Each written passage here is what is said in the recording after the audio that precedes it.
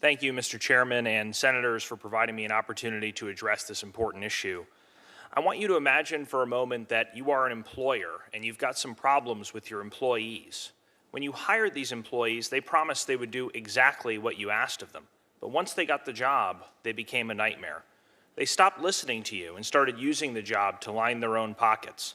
They took the company credit card and racked up more debt than you could afford to pay back. They became so obsessed with keeping their jobs that they forgot to do their jobs.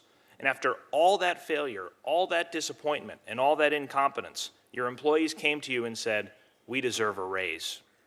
If you're a reasonable person, that should make your blood boil. And yet, that is exactly what it feels like to be an American taxpayer. The first three words in our Constitution are "we the people." It's written larger than anything else because the framers of that document, the architects of our republic, wanted to remind you at all times who's in charge. We the people. We are your employers, and you have an obligation to listen to us.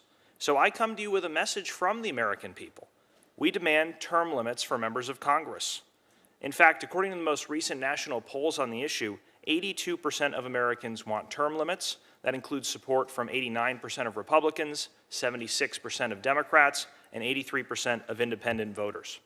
This is not a left or right issue. This is an American issue. In fact, term limits could be the only issue with support from both President Trump and former President Obama. Now, there was a time about 25 years ago when Congress was debating this. Nearly every opponent of term limits up here had the same rebuttal: experience, experience, experience. We need experience to do this job right.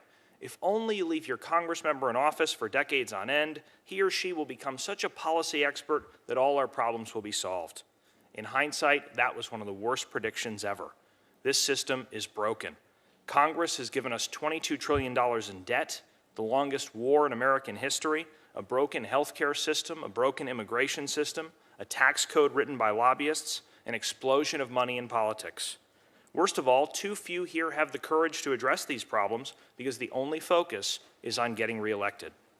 That's why it comes as no surprise that Congress has a 14% approval rating, and 60% of Americans say that they would fire every single member of Congress if they could. Congress is less popular than traffic jams, root canals, and hemorrhoids. You're beating head lice, but the lice have asked for a recount. Unfortunately, elections alone cannot fix this problem. Not because voters like you guys so much, but due to the nearly unbreakable power of incumbency. At the same time members of Congress publicly claim elections are free and fair, they secretly deploy every trick in the book to keep power. Incumbents get $9 in special interest money for every dollar that goes to a challenger. And if incumbents are having difficulty raising money, not to worry, they're allowed to send campaign-style mailers at taxpayer expense. That's to say nothing of all the free media and name recognition politicians naturally get just for being in office.